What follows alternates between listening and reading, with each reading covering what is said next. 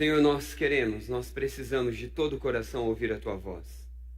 São tantas as possibilidades de nos distrairmos, são tantas as possibilidades de interferências da minha pessoa, interferências à nossa volta. Mas, Senhor, nós queremos ouvir a Tua palavra. A palavra do Senhor revelada na Bíblia, é essa que nós carecemos, é essa que nós precisamos, até mesmo quando não reconhecemos que precisamos. Tenha misericórdia de nós, ó Deus, e nos faça ricos diante da Tua presença neste momento.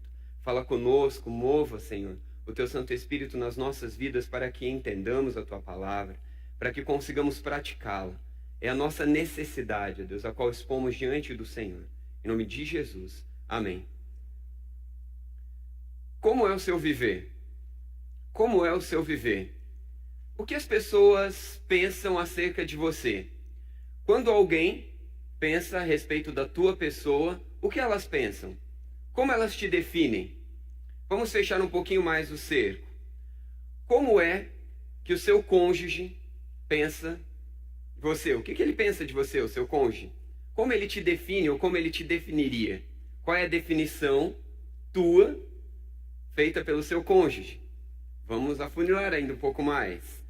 Como é que seu filho te define? Como os seus filhos te definem? Se fizer algumas perguntas, se pedir para que eles falem a respeito de você, como você é definido pelos seus filhos? Como você é definido pelas pessoas que você convive no seu trabalho, na igreja, aonde você, de modo geral, tem contatos? Como você se define? Mais uma pergunta para você ainda.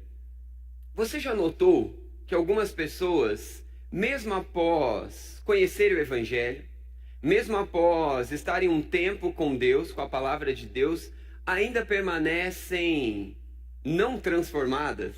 Permanecem como elas eram antes? E você? Você já teve aquela expectativa de que quando você começou a caminhar com Cristo, ou após algo acontecer na sua caminhada com Cristo, algo vai mudar na sua vida e coisas vão mudar e definições ruins acerca de você vão deixar de fazer parte da tua vida? Você é alguém conhecido como alguém que tem domínio próprio? Você é alguém conhecido como alguém que frutifica em Cristo? Você é alguém conhecido e marcado por um viver transformado e transbordante daquilo que Deus faz na vida de uma pessoa? Ou você já se frustrou tantas e tantas vezes ao olhar para a sua vida e ver que você se deparou com o Evangelho, você se define como alguém no Evangelho, como discípulo de Cristo, mas ao olhar para a sua vida, tantas são as definições na sua vida que ainda te fazem ser mais semelhante a alguém que nunca conheceu o Evangelho do que alguém que conheceu. Qual a razão de, mesmo depois de alguns conhecerem o tão poderoso Evangelho, permanecerem tão desnutridas? Tão desnutridas. Qual a razão de alguns, depois de serem impactados com a verdade do Evangelho, permanecerem ainda tão infantis, em situações tão complicadas, muito mais dominadas por suas próprias emoções, pelos seus sentimentos, por aquilo que está acontecendo no momento, do que pela palavra, do que pelo Evangelho? Vamos tentar pensar num outro grupo que talvez você não se definiu nessas perguntas ou não se encontrou nessas respostas ainda. Qual a razão de, mesmo após caminharmos com o Evangelho, permanecermos ainda tão orgulhosos, tão autoconfiantes, tão insensíveis, apáticos às necessidades alheias? Qual a razão? O que acontece? Timothy Keller afirma no seu livro Igreja Centrada, citando, na verdade, a respeito de historiadores sociais, que a cada vez mais nós estamos definindo os relacionamentos pessoais à semelhança dos relacionamentos de contrato, de valor de mercado. A cada vez mais que passa os anos, quanto mais se passam os dias, nós estamos assemelhando o nosso relacionar um com o outro dentro da família, entre o povo de Deus ou com qualquer outra pessoa, a um relacionamento de mercado. O que é um relacionamento de mercado? Qual é a diferença do relacionar com uma pessoa, relacionar-se em Cristo, do relacionamento de mercado? Relacionamento de mercado é mais ou menos assim: hoje eu compro um carro, e esse carro não mais me satisfaz, esse carro não mais atende às minhas expectativas. ele não me deixa mais feliz. Não estou muito feliz mais com ele. Ou porque não atende às minhas necessidades, ou porque eu tinha muitas expectativas e ele não foi de acordo com as expectativas que eu coloquei. Eu não gosto mais daquele carro, então eu coloco ele à venda, vendo ele, compro um outro. Então a questão de mercado é assim: enquanto eu gosto, enquanto eu quero, enquanto os meus sentimentos, as minhas expectativas ou quaisquer outras coisas em mim vão de acordo com aquilo que eu quero, que eu almejo, que eu planejei, que eu estou buscando, eu estou com aquilo. Quando não, não mais. Assim é com as nossas casas, assim é com uma roupa, saiu de moda, não quero mais, a gente troca. E o relacionamento os relacionamentos têm se tornado assim. Dentro de casa, marido com esposa, esposa com marido, com os filhos, com a sociedade de modo geral, mas vamos pensar um pouco mais afunilado na comunhão do povo de Deus, na nossa comunhão. O nosso relacionar um com o outro, o meu relacionar contigo, o seu relacionar comigo, o seu relacionar com as pessoas aí à sua volta. Se você olhar para trás, para o lado, você vai ter um grande grupo de pessoas aqui. Dentro dessa comunidade, como é marcado o seu relacionar?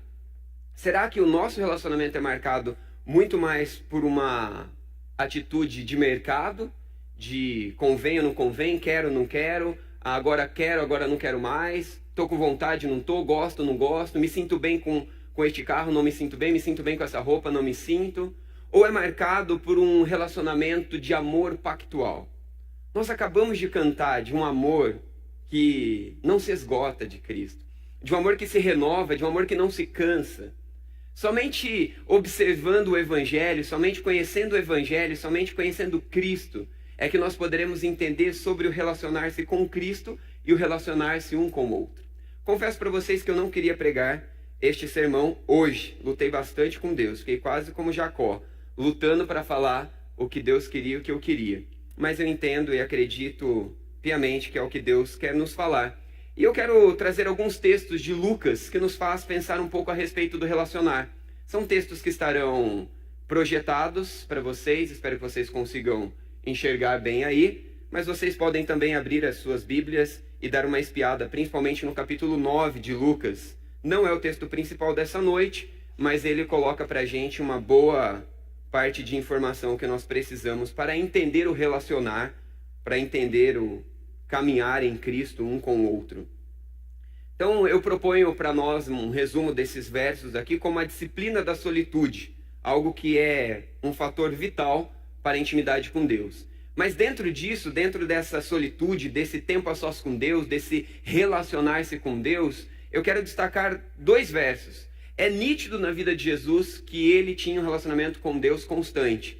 Por diversas vezes nós podemos olhar os evangelhos, aqui nós estamos olhando para Lucas, mas poderíamos olhar para todos os evangelhos que relatam a história de Jesus, e nós vamos vendo fatos e mais fatos de Jesus se retirando para ter intimidade com Deus. Não que o fato de se retirar por si só cause intimidade com Deus, mas quando eu me desligo dos outros para me conectar com a conexão com esta pessoa ela é muito mais ampla, ela é muito mais profunda, e parece-me que é isso que acontece na vida de Cristo, quando tantas e tantas vezes ele se retira dos lugares para estar com Deus, muitas vezes de madrugada, como vocês conseguem ver alguns versos aí. Mas eu quero ler com vocês apenas 2, apesar de diversos estarem aí na projeção. 9:18. Certa vez Jesus estava orando em particular, e com ele estavam seus discípulos. Então, na oração particular, na intimidade de Jesus com Deus, por diversas vezes ele saiu para ter intimidade com Deus. Ele se retirava dos agitos, das distrações, de tudo aquilo que podia atrapalhar o relacionamento dele com Deus, e ele saía então para orar, para falar com Deus. Isso é o que o verso 16 e 12 nos mostra. Quando chega no 18, fala que Jesus estava orando em particular, mas com ele estava quem? Seus discípulos.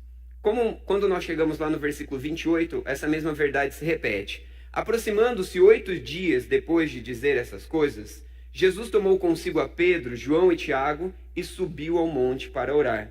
Então nós vemos de novo Jesus se retirando para orar, agora com um grupo menor, com um grupinho de pessoas mais achegadas, com o objetivo de uma intimidade entre eles um pouco maior. O que nós vemos nesses versos em Lucas é a necessidade de um relacionamento com Deus, a necessidade de um relacionamento com esse amor que é inesgotável, com esse amor que é pactual.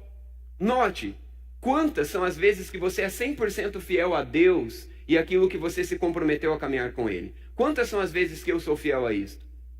Eu posso olhar para a minha vida e ver que existem falhas cotidianas, por não fazer coisas que eu deveria fazer, por fazer coisas que eu não deveria fazer, por pensar em coisas que eu não deveria pensar, por julgar de forma que eu não deveria julgar, e aí a gente pode continuar falando a noite toda. Nós não somos fiéis nesta aliança, neste pacto, mas Deus permanece fiel conosco. Nós precisamos entender esse relacionamento de Cristo conosco, nós precisamos refletir nesse relacionamento de Cristo com Deus, para pensarmos naquilo que nós vamos pensar de uma forma um pouco mais profunda, do nosso relacionar uns com os outros. E agora eu te convido a ir lá para Tiago, capítulo 5. Abra sua Bíblia em Tiago, capítulo 5. Enquanto você está abrindo aí, eu quero te dar algumas informações importantes do livro de Tiago, de outros livros também do Novo Testamento. São cartas que a gente conhece como cartas gerais, cartas que não foram escritas exclusivamente para um grupo, ainda que às vezes direcionada para um grupo, mas que eram cartas que aplicava essas verdades para os cristãos que estavam ali, especificamente para cristãos que viviam na dispersão. Mas o que Tiago fala? Por que Tiago foi escrito? Qual que é o alvo de Tiago? No geral, Tiago vai dizer como é a vida de um discípulo de Cristo. Como é a vida do discípulo de Cristo? Quem é o discípulo de Cristo? Como é marcado o discípulo de Cristo? Lá no início eu fiz uma série de perguntas para nós, a respeito do que como as pessoas nos definem, como as pessoas nos veem, como nós somos marcados, quais são as características em nós que as pessoas olham e notam e percebem. Por quê? Porque como discípulos de Cristo, nós precisamos olhar e ler o livro de Tiago como um todo e fazer o mesmo exame que aconteceu com os nossos irmãos naquela situação. Quem sou eu como discípulo de Cristo? Sou eu um verdadeiro discípulo de Cristo que vive em novidade de vida? Ou sou apenas mais um religioso que ouve falar de Deus, que tem um sentimento a respeito das coisas de Deus, mas que não vive o verdadeiro evangelho? Quando chega aqui no capítulo 5, vão se desenvolvendo alguns assuntos e no versículo 13 fica algo mais claro. Anteriormente no capítulo falando sobre riquezas, paciência, juramentos, chega aqui no versículo 13, fala sobre a oração, alguns aspectos da oração. Vamos ler comigo, a partir do versículo 13? Tiago capítulo 5. A partir do versículo 13, agora falando a respeito da oração e do relacionar do povo de Deus na oração. Está alguém entre vós sofrendo? Faça oração. Está alguém alegre? Cante louvores. Está alguém entre vós doente? Chame os presbíteros da igreja e estes façam oração sobre ele, ungindo com óleo, em nome do Senhor. E a oração da fé salvará o enfermo, e o Senhor o levantará. E se houver cometido pecados, se-lhe-ão perdoados. Confessai, pois, os vossos pecados uns aos outros, e orai uns pelos outros para serem curados. Muito pode, por sua eficácia, a súplica de um justo. E do versículo 17 ao 18 mostra algo na vida de Elias, ao qual Deus pode fazer através do seu poder sobrenatural. Algumas verdades importantes que eu acredito que esse texto traz para nós e que nós precisamos organizar aqui na nossa cabeça. É fato que estes versos revelam o poder de Deus. Poder de Deus grandioso que não se limita às questões humanas, às questões da nossa potência de força, de recursos, de capacidade. O poder de Deus é ilimitado. O poder de Deus é ilimitado e através do relacionar-se com Deus, através da oração, através da comunhão, esse poder é disponibilizado ao povo de Deus. Lembrando que esta carta é uma carta escrita para o povo de Deus. Então o que a gente precisa aprender aqui? Existe um poder sobrenatural que não tem limites. Existe um poder sobrenatural que não tem limites. Não depende da nossa história, não depende do que aconteceu, não depende da minha família, não depende do meu trabalho, não depende das minhas características de personalidade, não depende de nada.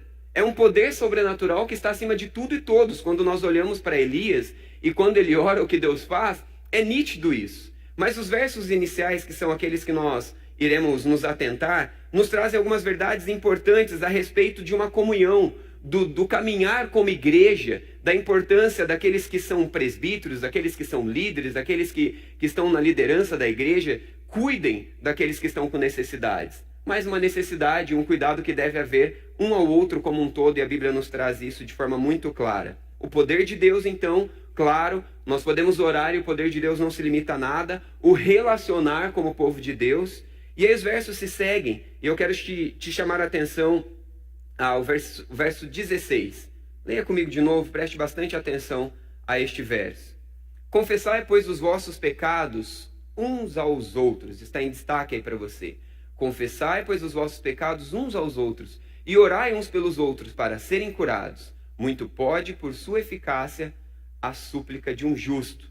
Então este versículo nos traz, lembrando do poder de Deus, a comunhão do povo de Deus, o poder de Deus que não se limita a nada, a importância do povo de Deus cuidar um do outro, orar um pelo outro, o que Deus pode fazer no meio de tudo isso. Mas aqui traz algumas verdades importantes a qual nós vamos focar um pouquinho mais nessa noite. Confessai, pois, os seus pecados uns aos outros, e orai uns pelos outros, para que sejam curados e libertos. Então tem uma condição aqui. Dentro dessa comunhão, dentro deste poder de Deus disponibilizados a nós, há uma condição. A condição que nós temos que parar e pensar. Temos nós desfrutado? Eu preciso te dizer que há mais ou menos 8 anos eu me tornei muito rico. Muito rico. Algo mudou na minha vida e eu deixei de ser pobre e me tornei muito rico. E aí você talvez olhe para a minha vida e queira descobrir como se tornar rico então. Eu preciso te dizer também que eu aprendi algo que resolveu meu problema. Olha como eu sou magrelo, sempre tendencioso a não estar nutrido. E eu precisava de reservas, nutrientes e reservas, para me sentir bem, para ter energia. E eu também descobri uma fórmula mágica que resolveu este meu problema de desnutrição. Agora eu sou um homem nutrido e sou um homem muito rico. Eu vou te passar algumas das dicas para se tornar isso. Nós não somos uma dessas igrejas que dão fórmulas mágicas de como resolver as vidas, né? Mas a verdade é que às vezes nós estamos na igreja há tanto tempo, e ainda assim somos desnutridos, não fisicamente, mas espirituais.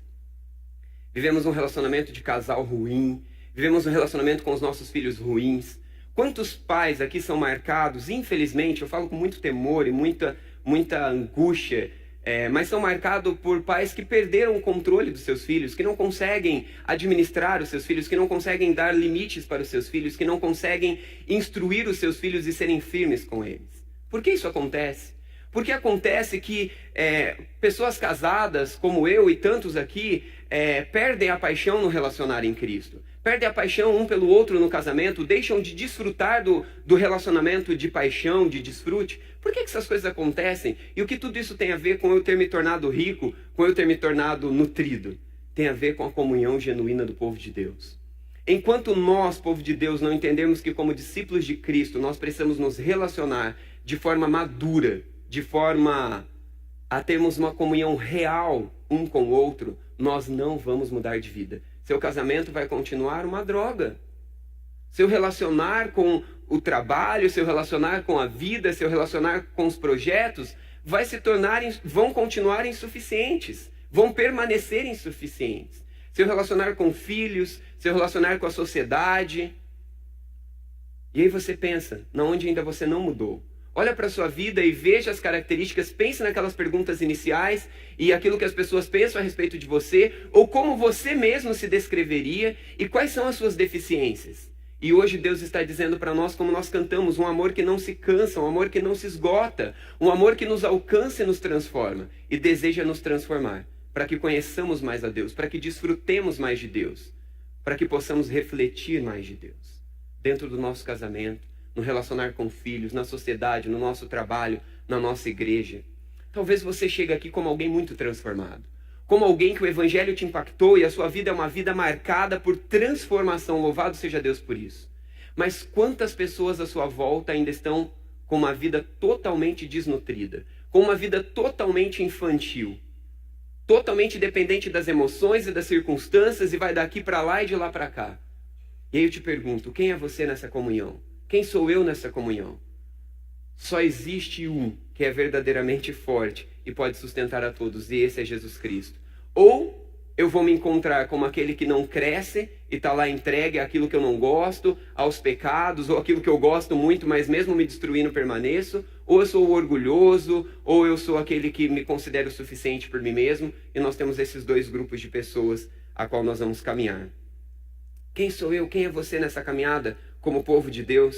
Aonde nós vamos chegar? Tem um outro texto que eu quero citar para você, eu vou lê-lo aqui. Está lá em Eclesiastes 4:9.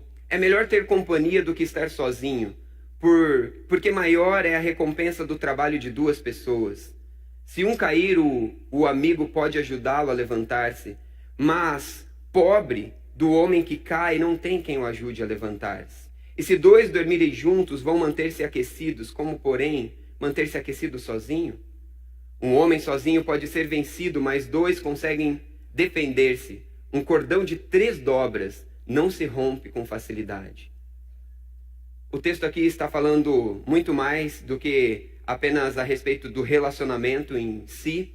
É um contexto muito maior, mas esses versos nos possibilitam aplicar aquilo dentro de um contexto administrativo financeiro e um administrativo geral, que é o contexto, mas também nos permite aplicar esta verdade nos relacionamentos. E eu te disse que eu me tornei rico há uns 8 anos. Eu me tornei nutrido há uns 8 anos, mas eu conheci o Evangelho já fazem 20 anos. Então por que depois de tanto tempo? Porque por muito tempo eu apenas repetia a cartilha do que a maioria das pessoas faziam. E eu não olhava para o Evangelho, eu não olhava para Cristo, e eu não buscava viver o relacionar-se em Cristo.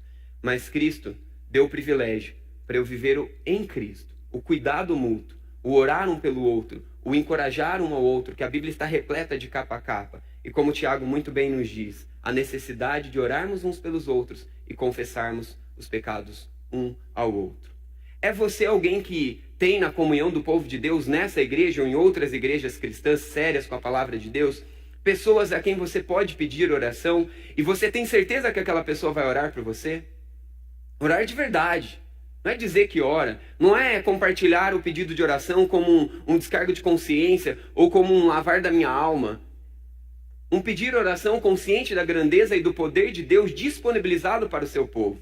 É você alguém que tem alguém a quem você pode mandar uma mensagem, ligar ou se encontrar e dizer, olha, eu preciso de oração porque meu casamento não está legal, porque o meu romantismo no casamento se foi, ou porque o meu trabalho está com esta e aquela dificuldade e eu não sei como lidar, ou porque eu tenho perdido a referência em casa como alguém, um homem de Deus, uma mulher de Deus, e com isso os meus filhos já não têm mais uma referência, e etc, etc. Você encontra alguém que você pode pedir oração de verdade, alguém que ao ouvir o seu pedido de oração se importa com você de forma profunda, ao ponto de parar tudo o que está fazendo e olhar para a tua vida como Cristo fez e abriu mão de sua própria vida, abriu mão daquilo que ele tinha direito para se entregar em favor do outro.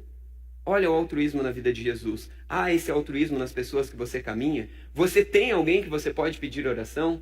O texto nos fala a respeito de pedir oração, o texto nos fala também a respeito de confessarmos os nossos pecados um ao outro. É você alguém que tem? Alguém a quem você pode confessar o seu pecado? Aquele dia, ou aquela fase, ou aqueles dias ruins, ou aquele dia ruim que você está lidando com algo que é difícil para você, o orgulho, a soberba, a impaciência, a falta de educação, a comunicação descontrolada, o comer demais, o não se cuidar, a fofoca, enfim, todos nós temos aqui uma lista de pecados que nós precisamos enfrentar e lutar diariamente. É você alguém que você pode encontrar-se com alguém e ser sincero e dizer, olha, eu luto com essa dificuldade, eu estou tendo essa dificuldade, caminha comigo, me encoraja. É você alguém que pode confessar o seu pecado a alguém de forma rotineira, de forma contínua. É você alguém que tem alguém a quem você pode pedir oração de forma contínua, de forma rotineira. Por que rotineira? Por que contínua? Porque se você fala uma coisa, um pecado para um hoje, falo para o Fábio hoje, Fábio, tô com a dificuldade da impaciência, ora por mim. Aí eu não vou querer falar para ele de novo, né? Porque vai ficar chato daqui 2 semanas eu falar para ele, aí depois eu encontro com o Márcio Caetano, né? Márcio Caetano, ora por mim, por favor, eu tô com uma dificuldade de impaciência. Aí depois eu encontro com o Chico. Chico, olha, eu tô com uma dificuldade de impaciência. Aí depois no outro dia eu encontro com o Adalto. E no outro dia eu encontro com o Bruno Chibata. E no outro dia com o André Valota. E para cada dia eu falo, cada momento eu falo com um. É bom, é muito bom ter bons relacionamentos de várias pessoas. Mas será que eu me vi diante do espelho? Será que foi um confessar pecado consciente, com o entendimento de um compromisso mútuo, onde a pessoa vai me fazer crescer em Cristo através da palavra? O nosso aconselhar, o nosso confessar, o nosso orar, e o tempo não me é permitido, é na palavra, não é no que a gente sente, não é no que a gente quer ou deixa de querer, mas é na palavra. Quero propor para você algumas ferramentas práticas de como viver este poder disponibilizado por Deus a nós através da comunhão. Quero te dar possíveis 3 níveis de parcerias de oração indicado. O primeiro, alguém que esteja mais maduro que você, alguém que te incentive a crescer na fé.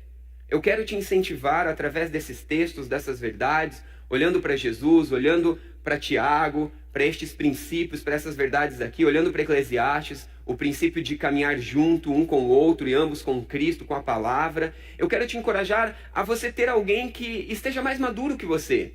Olhe para a comunhão do povo de Deus nessa igreja, em outras igrejas que são sérias na palavra.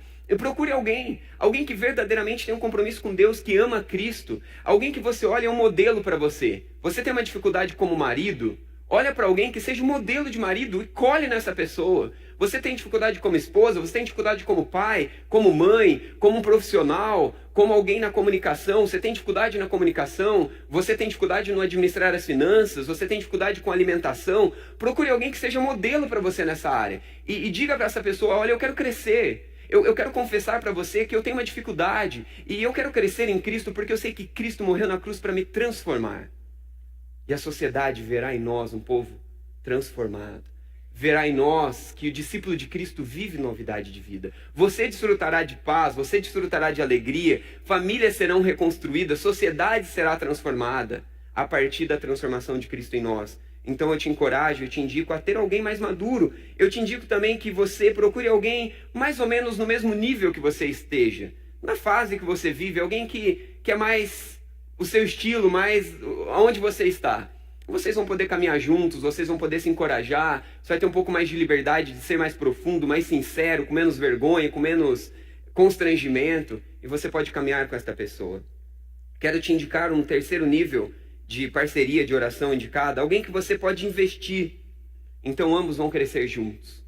Alguém a quem você olha e de repente chegou na igreja há pouco tempo, ou alguém mais jovem que você, ou alguém que você sabe que tem uma dificuldade ao qual Cristo já te deu graça para vencer aquela dificuldade, ou uma área que você nunca teve a dificuldade, você olha, eu posso ajudar aquela pessoa. E você vai se comprometer a orar com aquela pessoa, você vai se comprometer a caminhar com aquela pessoa, você vai se comprometer a cobrar daquela pessoa que ela preste conta para você naquela área que ela tem dificuldade. Eu tenho me tornado mais rico a cada dia. Eu tenho me tornado mais rico a cada dia. Eu acho que eu já estou milionário. Porque é maravilhoso ter na minha vida pessoas que podem olhar para mim e falar, Walter, fica atento aqui. Walter, cuidado ali. Walter, reveja isso. É um privilégio muito grande. Poder me abrir e dizer para as pessoas, olha, eu estou com essa luta, eu estou com essa dificuldade. E ter pessoas orando, e ter pessoas me cobrando. E é interessante que depois de alguns dias a gente se encontra de novo ou entra em contato de alguma forma, telefone, hoje tem tantas formas de se falar, e a pessoa pergunta, e aí Walter, como você está? E aí eu tenho a alegria de ver que o Evangelho transforma a vida, de ver que o poder de Cristo disponível através da comunhão do povo de Deus na palavra transforma a vida, e aí eu me junto com aquela pessoa para dizer, louvado seja Deus, porque mais uma área na minha vida transformada.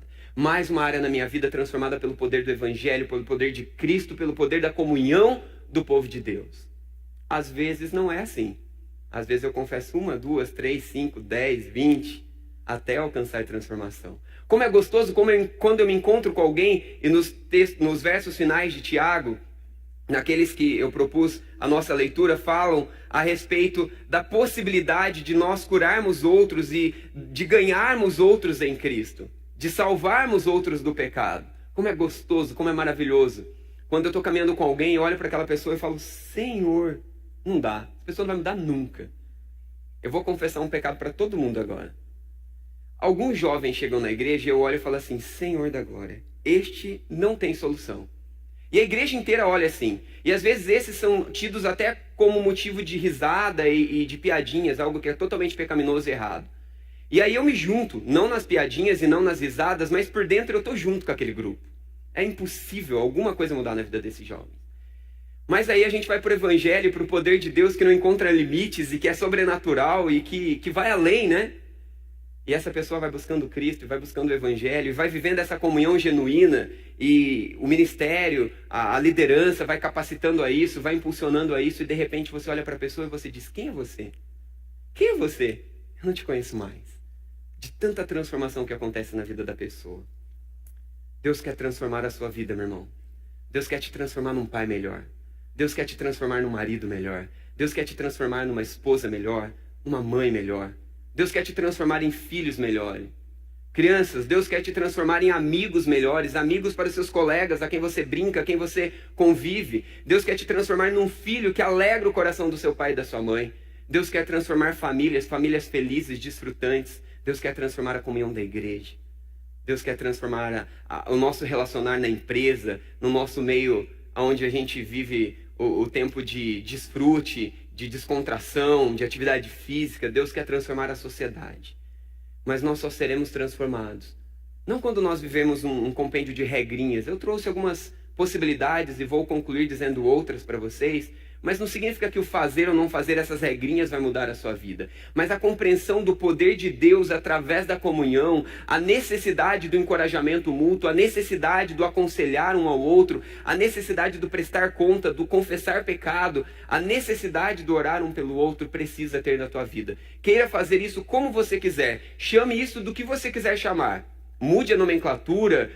Eu odeio usar o WhatsApp, não use. Eu não gosto de telefone, não use. Mas não fique sem isso, porque senão você vai ser um pobre diante de um tesouro, simplesmente olhando para aquele tesouro e não desfrutando do tesouro disponível a você, a sua família, ao seu casamento, aos seus filhos, à sociedade e a tantos à nossa volta. Estou falando com pessoas que ainda vivem debaixo de pecados que não venceram? Existe entre nós ainda fofoqueiros? Existe entre nós ainda pessoas que não controlam o seu falar e gritam e se descontrolam e perdem o compasso e, enfim, é ruim o relacionar? Estou falando para pessoas que ainda lutam com pecados escondidos, às escuras, pecados sexuais, pecados ocultos, pecados sozinhos ou pecados de duas caras. Estou falando a alguém ou alguma pessoa que ainda luta com a falta de compromisso com Deus, com a palavra de Deus, com a oração, com a igreja. Estou falando ainda com pessoas que não têm um compromisso de testemunho público na sociedade, no trabalho. Estou falando com pessoas que são relaxadas no trabalhar, que não se dedicam, que não estudam, que não crescem, que não se desenvolvem. Estou falando para pessoas que não cuidam do seu corpo físico. Estou falando para pessoas que têm ídolos no seu coração, seu filho, sua esposa, seu esposo, seu carro, sua casa, a comida, o saber, a autoridade, o mandar, o desmandar. Será que a palavra de Deus fala a pessoas assim? Qual é a sua dificuldade? Qual é o pecado que você ainda não venceu? A palavra de Deus é para mim, é para você, na esperança de vivermos transformação de vida. Deus deseja nos transformar através de parcerias de oração, de prestação de conta. Mude o nome que você quer mudar, mas viva essa verdade. Quero concluir dando algumas orientações mais práticas ainda para vocês. Cuidado, não confie de imediato em ninguém. Não saia falando da sua vida.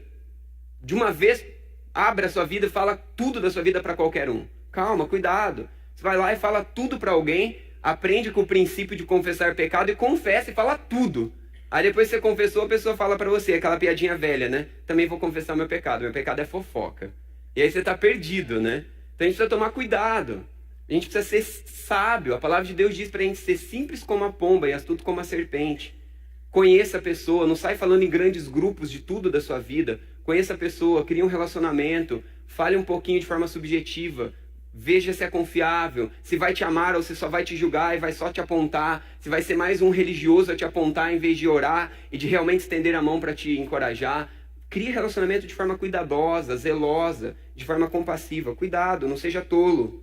Cuidado, não é um momento de fofoca. Não é para falar das fraquezas do outro. Não é para falar do pecado da sua esposa, do seu esposo, do seu filho, do pastor, do líder, do seu patrão, enfim, do prefeito, da política. É para falar do seu pecado, é para falar da sua fraqueza, é para confessar o seu erro. É para você ver no erro do outro o que você não fez que deveria ter feito, que não ajudou o outro a não errar. É sempre focado em nós, não é focado no outro. Nesse relacionar, nesse ter comunhão com o povo de Deus, eu te pergunto, você tem parceiro de oração? Você tem parceiro de oração? Ou você caminha sozinho? Cuidado. A condição para a transformação de vida, a condição para uma nova vida é confessarmos os nossos pecados e orarmos uns pelos outros. O texto de Tiago resume isso, a Bíblia inteira fala sobre isso. Você tem alguém a quem você pode prestar conta da sua vida? Como você anda no seu casamento, como você anda no seu trabalho, como você anda nos seus estudos, como você anda na sua administração, como você anda no seu cuidado físico, enfim. Você tem alguém a quem regularmente você pode prestar conta, a quem você pode pedir oração? Você tem um compromisso fixo no caminhar com pessoas, no crescer em Cristo? Você tem um compromisso fixo no caminhar com pessoas, no crescer em Cristo? Você é isso para alguém? Você tem isso na tua vida? Se você não tem, você é como eu, depois de conhecer o Evangelho, que caminhei anos, pobre, miserável, diante de um tesouro que não se pode contar. Diante de um poder ilimitado de Deus, que deseja se manifestar através da comunhão. Mas pela graça de Cristo, eu fui envolvido por pessoas que me ensinaram a verdade, não só no falar, não só na teoria de ler e saber que é assim, mas pessoas que foram exemplos na minha vida. Pessoas que me amaram, pessoas que insistiram comigo, pessoas que me faziam prestar conta, pessoas que estavam comigo ali me desenvolvendo no prestar conta, no orar. Antes de colocar aquela frase que eu acredito resumir e concluir e fazer com que a gente vá adiante nesse desafio de vivermos o poder transformador, de levarmos esse poder transformador para as pessoas à nossa volta, eu quero te dizer que isso não é nada fácil. Eu me lembro de que quando eu entendi que isso era importante, eu me mudei de cidade e na época não tinha celular e ligação barata, não tinha internet, já estou ficando velho mesmo. E não era nada fácil, não eram os meios de comunicação como a gente tem hoje. E não dava para me comunicar com aquelas pessoas a quem eu tinha criado um relacionar como nós aprendemos hoje, ou relembramos hoje, ou fomos desafiados hoje. Isso tudo se perdeu e eu tinha que começar do zero, e isso era muito difícil para mim. E então na labuta de tentar isso, eu me lembro de tentar com uma pessoa que era modelo, que era alguém que falou, não, essa pessoa eu confio, eu consigo, e eu fazia contato, me esforçava, ia atrás, e dizia, olha, me ajuda, me cobra. E os dias passavam e eu não tinha nenhum contato, nenhuma ligação, nenhum SMS, nenhum encontro e nada. Nem dizer, e aí? Ficou bem? E aí? Acertou? Nada. E eu insistia mais uma vez e nada, e mais uma vez e nada, e mais uma vez e nada, e mais uma vez e nada. E eu fui lutando com 1, 2, 3, 4, e eu não estou exagerando, por anos. E por incrível que pareça, por anos eu fiquei fazendo isso sem ter ninguém fazendo o outro lado. E um dia eu cheguei diante de Deus muito chateado, muito triste, e eu disse, Deus, eu tenho feito isso insistentemente. Eu tenho lutado arduamente para isso, mas eu não encontro pessoas que façam isso na minha vida e eu também preciso. Eu quero crescer, eu tenho tantas coisas a ser mudado e eu não tenho. E eu tive ali uma briga com Deus, como se eu pudesse brigar com Deus, né? Como se isso fosse possível. E numa tentativa de manipular Deus, Deus faz alguma coisa ou eu paro. Não vou fazer mais nada também. Era mais ou menos uma birrinha minha com Deus. E aí Deus disse, Walter, apenas faça o que eu estou te mandando a fazer. Continue fazendo a tua parte. Faça o que eu estou te dizendo para fazer. Claro que esporadicamente pessoas cuidavam de mim, mas não eram pessoas que eu tinha o compromisso do cuidado. E logo depois que eu decidi, eu falei, Deus, eu quero ser fiel ao Senhor, fazendo a minha parte e cumprindo a ordem que o Senhor me deu. Gente, como que se virasse uma chave ou se abrisse uma comporta dos céus e surgissem pessoas que passaram a cuidar de mim e passaram a orar por mim e passaram a me cobrar. E hoje eu tenho pessoas que quando de manhã eu mando uma mensagem, ore por mim, não estou num dia legal. No final do dia, no meio do dia, pessoas perguntam, e aí, Walter, como você está? Você se manteve dependente de Deus? Você manteve a sua mente no Evangelho? Walter, e aí? Está em Cristo? Venceu o seu orgulho? Venceu a sua caminhada?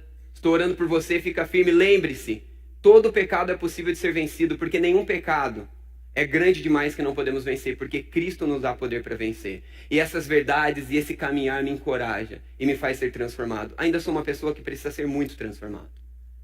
Mas louvado seja Deus, porque hoje eu me considero um milionário. Porque o dinheiro some, o dinheiro desaparece, principalmente num país como nós vivemos. Mas verdadeiros amigos, uma comunhão em Cristo. O mundo pode cair, o mundo pode abalar, mas o amor de Deus e a presença de Deus vai estar bem perto de mim, para me lembrar do amor de Deus que não muda, para me lembrar do poder de Deus que é sobrenatural, que transforma a minha vida, que transforma a vida do outro, que transforma a igreja, que transforma a família, que transforma a sociedade. O nosso Deus é um Deus que quer fazer transformações nas nossas vidas. Uma frase que tenta resumir e nos ajudar a lembrar do que nós conversamos aqui. O cristão genuíno desfruta do poder sobrenatural de Deus, disponível no caminhar uns com os outros, na palavra e no amor de Cristo.